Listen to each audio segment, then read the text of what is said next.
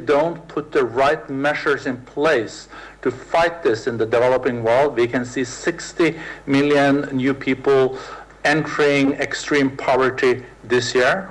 And for the first time in 2 decades, we will see also the global poverty rate increasing. The latest numbers from the bank is also quite grim, contraction of 5% in the global economy this year. But this platform is about action, is about public-private partnership. We have 1,100 organizations, companies on board. There are more than 40 concrete projects now that are addressed to fight the impact of this pandemic. Very, very pleased to again see you, Prime Minister Imran Khan. Last time we had the dialogue was in Davos. We did not expect that this new decade was going to start this way. Thank you for joining us, and also thank you for being willing to share with us how this situation looks from Islamabad, from Pakistan, and the measures that you are taking. Prime Minister, welcome. Thank you very much. Well, let me just say that the experience of the developed world is completely different to what we are facing in the developing world. And in countries like India, Pakistan, Bangladesh, specifically the Indian subcontinent, our experience is somewhat different. Firstly, the sort of the speed at which COVID-19 spread in Europe and in the United States, we are not experiencing that same sort of speed. On the other hand, we are still facing rising number of cases, and we still haven't reached our peak here. But from day one, the difference between, say, what we've seen in Europe and in the United States, and in fact even in China, the difference is that we had to face this twin challenge. One was to stem the growth of the virus, so hence the lockdown. But the bigger challenge, and increasingly in our countries, the bigger challenge is how to mitigate the effects of lockdown on our population with this rising poverty. To give people an example of what we are facing in Pakistan, and I think it's the same sort of situation in India and possibly in Bangladesh. In Pakistan, we have 25 million workers who are either daily wages or get paid weekly or are self-employed. So when we locked down like the whole of the world to stop the spread of the virus, all these people became unemployed. And when we were talking about 25 million workers, you're talking about 25 million families. And actually it has affected round about almost 120, 150 million people. And these 120 and 50 million people face stark poverty. Unless the men or the women who were working, unless they work, they cannot feed their families. So what we did was, and I'm very proud of my government, we came up with this cash transfer program. And we touched 15 million families. So far we have touched 15 million families with cash transfers. And this is what's mitigated the effects of the lockdown. But this is only a short-term solution. So therefore, despite the rising cases in our country, we have decided to go and ease the lockdown. We have started to open up our businesses, construction industry, so that people can find employment, because there's no way the government can give handouts to so many people. And because of this huge numbers of the informal economy, the only way we can reach our people is by allowing them to work. So here we face this dilemma. One, we still have a problem of growing cases, and we still have to be careful about the spread of the virus. But on the other hand, unless we open up our economy, we have millions facing starvation. And this is not the problem faced in the Western countries, but the Western countries also face this problem, this balance between now saving the economy and at the same time worrying about, even if the cases are going down, they're worrying about in case there's a spike. So the way forward, we have, this year we have, as a country, as a nation, we realize that we have to live with this virus. At least until a vaccine comes out, we feel that this year we just have to learn how to live with it and balance this. So to balance this, what we have raised a volunteer force of 1 million volunteers who will help the administration, because the administration is already overburdened. The law enforcement agencies, they've become overburdened by trying to impose the lockdown.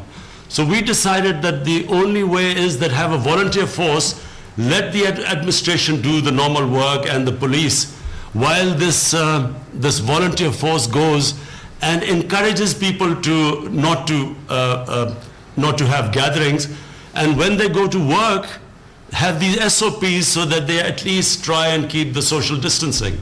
So this year we feel that we have a very tough year to balance this act. We have suffered economically. Just before this COVID-19 hit us, we had managed to balance our twin budgets, the current account deficit and the fiscal deficit. After a very painful series of reforms, we had just about balanced and were thinking of the economy of growing. And so it's hit us at the worst time. But what we feel is that the coming year is not just a challenge for Pakistan. We all know it's a global challenge. And what we feel is that there has to be a lot more interaction between the countries in dealing with this challenge than has been so far. Understandably, because when it hit the countries, it's quite unprecedented, the measures that took. So every country looked inside, became insular. But I feel eventually we are all connected, and the response has to be global. There has to be a way of picking up countries which are struggling right now, and especially in the developing world. I've spoken to the Ethiopian Prime Minister, the Egyptian President, Nigerian Prime Minister. All of them are facing similar problems to what we are facing. Falling exports, the export orders have gone down because obviously the problems faced by the global community. But also additionally, we face the problems of falling remittances. Our country depended a lot on remittances from the Gulf countries, and because of oil prices crashing, that has had an effect on our workers, our remittances. So I guess everyone is facing the challenges, but we have geared up. Economically, we've got our think tanks working on how we're going to deal with the coming year. At the same time, we have a very good developed a system of a national command and control center, and the whole idea is that every day the whole idea of the center is to balance the whole thing. They watch where the cases are growing, how we are going to deal with them, isolate individual areas where there is fear of spreading, and at the same time how we can keep our economy going. So I guess this is what the world community faces. Thank you so much, Mr. Prime Minister, for sharing this. And I think we are all have a lot of respect for the very difficult dilemmas leaders are now in between lives and livelihoods. and especially in poor countries, this is really a huge task. And as you underlined, when we met in Davos, we thought the global economy was going to grow with 3% this year, and now it's going to contract with 5%. So this will have huge impact. And I guess that the global debt situation is also something that is really a serious issue for Pakistan. I'm going to go to the Development and Trade Minister of the Netherlands, but if you can very shortly, Prime Minister, just in 1 minute say something about the global debt situation and also the special situation for developing countries, because there is a discussion about a global plan here. G20 countries have come up with a debt relief. They've just come up with a policy of debt relief, but it needs to be, there need to be more details and more work on this. But let me just put it this way. A lot of the developing world faces the situation where, because of their debt servicing, their fiscal space is contracted. They don't have enough space actually to cope with this challenge of health facilities, because the biggest problem caused by COVID is it's overwhelmed the health facilities, the hospitals. So therefore, the reason why there should be a debt relief, and the G20 is looking into it, because we need that fiscal space now to divert resources towards health and also to environment. And unfortunately, right now that space is not there. And as I said, I spoke to the heads of Nigeria, Ethiopia, and Egypt. All of them face a similar situation to us. Yeah. No, thank you so much, Prime Minister. And what you're really alluding to is kind of a bridge, because there is an imminent need for stimulus to make sure that things are also working until growth is back. I think this is a nice segue also to Sigrid Kaag, because Sigrid, you're not only the Trade Minister of the Netherlands, but you're also the Development Minister.